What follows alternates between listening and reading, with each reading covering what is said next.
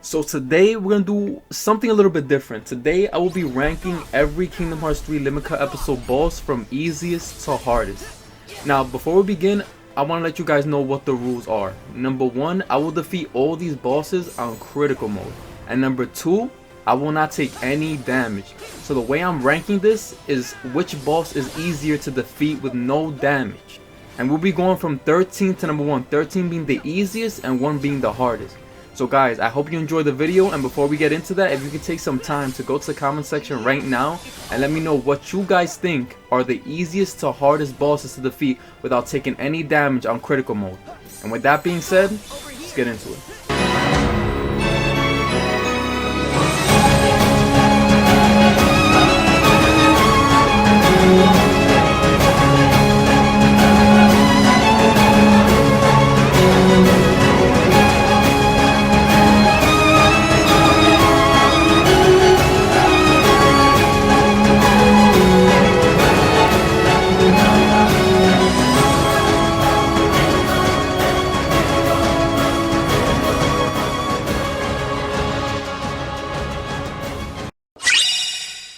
Vanitas has to be the easiest boss to defeat.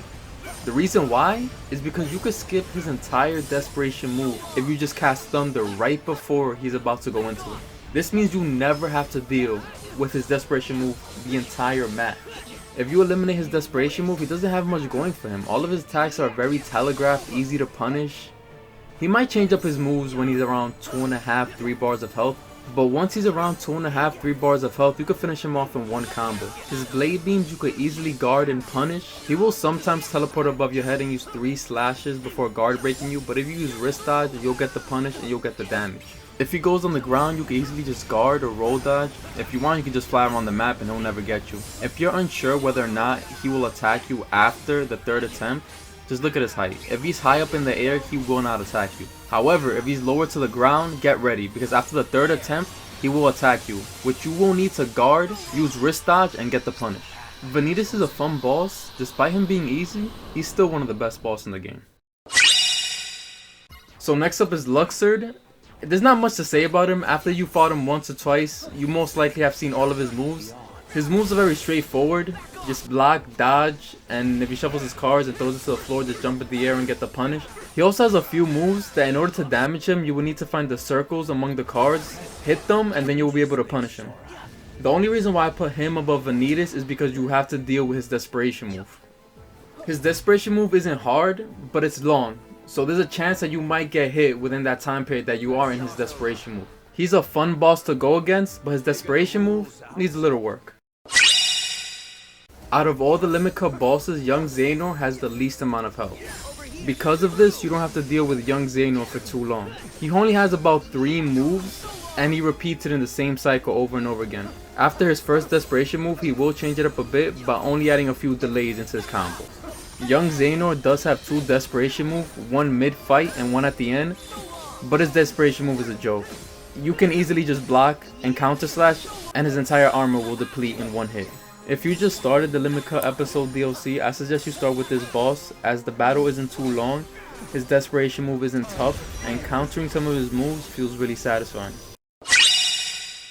Larxene is a fast-paced and enjoyable fight, but if you could get to her second desperation move with ultimate weapon in hand, the fight will end just as fast as it starts. Larxene will always start the fight with the same 3 attacks. If you can get the punish on those 3 attacks, she will go into her first desperation move. Now this is where things get a little bit tricky, because this is probably the hardest part of her boss fight. If you could get past this part without taking any damage, and you get the punish, she'll go right into her second desperation move. At this point, if you have the ultimate weapon equipped, just lock on, use focus shot, and the rest of her life bar will deplete, all in one hit. Ansem is at number 9, and I believe he should have been much higher, or at least they should have made him a lot more difficult, especially for a character that was the final boss in Kingdom Hearts 1. All of Ansem's moves have very long startup time, so you know exactly what he's going to do before the attack even reaches you. Ansem also has a desperation move that you can easily block and dodge. Not only that, but during his desperation move, you can get the punish on him. Ansem also has a part of the fight where he attacks you with every move he has, but because it's so easy to block and dodge, it really doesn't do anything. Ansem will activate his second desperation move when he's at low health, but there's times where you can finish him off before he even activates his second desperation move. And if he does activate his second desperation move, it's not that much different from the first one. After the first attack that he does, you'll most likely get the punish and finish him off either way. So Sykes is at number 8, and I know some people might be a little bit confused about that because I've seen a couple of videos where they play Sykes damn near at the top, if not at the top, and I don't understand why they put him so high. Sykes is really not hard at all. Sykes will continue to do the same 3 moves over and over again. The only time this is not the case is when Sykes needs to refill his rage meter or when Sykes goes into his desperation move. But once that is over, he will continue to do the same 3 moves again and again, and all you have to do is continuously punish those same 3 moves and you win. His desperation move can be a bit tricky, but if you can stay in the air and avoid his weapons that are coming at you, you should be fine. Another way to avoid this move is if you have Ultimate Weapon, Oblivion, or Oathkeeper. Go into your form change and your dash should be infinitely better. You should be able to avoid his desperation move no problem. At number 7 we have Terra Zeno. Some of you might be a little bit confused as to why I don't have him a little bit higher because of his desperation move. If you do enough damage to him, you can skip his desperation move completely and you don't have to deal with it for the entirety of the match. Terra Xhanort will do a total of 4 moves before going into his desperation move. If you are able to punish all of those 4 moves successfully and go into your form change and use your finisher, you should be able to do enough damage to him that he will skip his desperation move and go right into his next attack. After you skip his desperation move, his keyblade will start to glow red and he'll be ready for his next attack. If you're able to dodge this next attack and block at just the right time to get the punish, all you need to do is counter the next attack that he performs and the match is yours. Now that we've gotten to Zigbar, we should be able to wrap up the more easier bosses in the Limika episode DLC. Zigbar is definitely one of the weirder bosses to go against in this DLC. The main reason is because you have to be very patient and you have to block every incoming sniper shot that is thrown your way. His basic attacks aren't hard to deal with, but it's when he starts using his desperation move that things start to get a little hectic. His desperation move isn't the only move that could ruin the no damage run.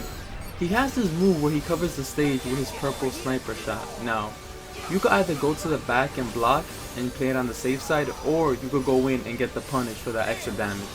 Depending on which one you choose, whether it works out for you or not, could either make the run or break the run. Zigbar also has the showdown command, which is pretty cool, and I think some people will go back to him and continue to fight him again and again just because he's a pretty fun boss and he's a lot different than the other ones. Shion is hands down one of the greatest bosses in the game. Definitely one of the bosses I had the most fun with, and maybe the most fun in the game. Aside from Yuzuru, of course. The reason why I put her this high on the list is because you need to learn her patterns. You need to learn all of her Ray of Light patterns in order to defeat her without taking a hit.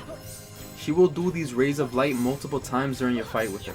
That isn't the only thing that put her this far up in the list. She has 2 sets of armor, one before her desperation move and one during her desperation move. I could see these sets of armors giving people a lot of trouble. If you have the ultimate weapon in hand, you can destroy her first set of armor before she really gets anything started. During her desperation move, you will need a little bit more patience in order to destroy her armor. You can use shot locks, counter slashes, or form change finishes in order to deplete her armor. After her desperation move, she changes her move patterns quite a bit, as if they weren't already confusing as it is. After a desperation move, you would need 1 or 2 full combos in order to defeat her. After that, you should be good. Shion is definitely in the top 3 best boss battles in this game. Marluxia is another boss that you could argue that should be in the top 3 greatest bosses in this game. There's a couple reasons why Marluxia is this high on the list. Marluxia has multiple moves that could throw you off. That includes unblockable, armors, 2 desperation moves. He has the ability to pull you in and mix up his attacks. He always starts off the fight in the same way, but after that, he starts to really mix things up. During his first desperation move, you have to be very careful not to be in the center of the stage because he will hit you with a summoned skull. This will not be the first time that you cannot be in the center of the stage. He will bring you back into that world again, and even though it's not his desperation move, he will use the summoned skull again. Using magic during this fight will really help you a lot. Your fire magic will break through his armor, and your thunder will get you the punish in certain situations. Once you get him down to 1 HP, he will go into his second desperation move. At this point, it's just a rhythm game. If you dodge his scythe in a certain rhythm, you should be fine, and getting the punish at the end, if you have magic, I suggest you use thunder, or air step to him and you should get the punish no problem. At number 3 we have Dark Riku, and this man is relentless. Not only is Dark Riku relentless, but he loves to clutter the screen with his attacks. The two main reasons why Dark Riku is up here, and it's pretty simple. One, his desperation move. As if he didn't like to clutter the screen enough, he does it even more during his desperation move. During his desperation move, there's nothing you could do about it. You have to dodge, block, and make sure you don't get hit with anything that he's throwing at you. The second reason, and this happens during his desperation move and out of his desperation move. There are these pillars of energy that come out from the floor every time he attacks you during his desperation move when he leaps from above down to you, and it's very hard to get the punish. You can't block these, so you have to dodge and get out of the way. The reason why Dark Riku isn't higher is because he seems to have low defense. You could do a lot of damage to Riku in one combo. The final boss from Kingdom Hearts 2, Zemnus. Zemnus likes to mess you up by sending you to multiple parts of the screen. If you ever hear Zemnus say leaving, then yes, you're leaving. Because if you get hit with that move, wherever you're currently now, you won't be there for too long. That wouldn't be such a big issue if Zemnus didn't create crystal mirrors that he'll push you into time and time again. You will have to break these mirrors in order to guarantee, just in case you get hit with that move, that you don't get knocked into the mirrors. After his desperation move, any gap that you had to punish is now filled in with another attack. So it won't be easy to punish him after his desperation move. But that's not the main reason why he's so tough. The main reason why he's so tough to defeat with no damage is because of his desperation move itself. The hardest part about his desperation move is the second and third phase of the attack. Blocking Zemnus himself is not the hard part. It's the lasers that he throws at you during the second and third phase. Sometimes there will be gaps in the red lasers where there shouldn't be, and you'll get hit because of that. And when you do dodge, because the blue lasers are coming, and you try to guard again, sometimes the lasers will be too slow and you'll get hit, or there will be a gap again in between those red lasers and you'll still get hit. And that's assuming that you dodge and block on time, because if not, the red lasers will still get you and you'll still get hit. His desperation move could be very inconsistent, and that's why I placed him at number 2. And at number 1, we have the main man himself, Master Xhanort.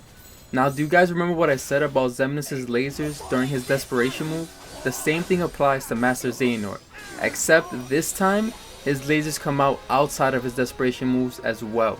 And while we're on the topic of his desperation move, is it bugged or something? For some reason, his desperation move will start, but it won't show the cinematic starting it up. I'm not sure if this only happened to me or many others, but it happens so often that I cannot overlook it.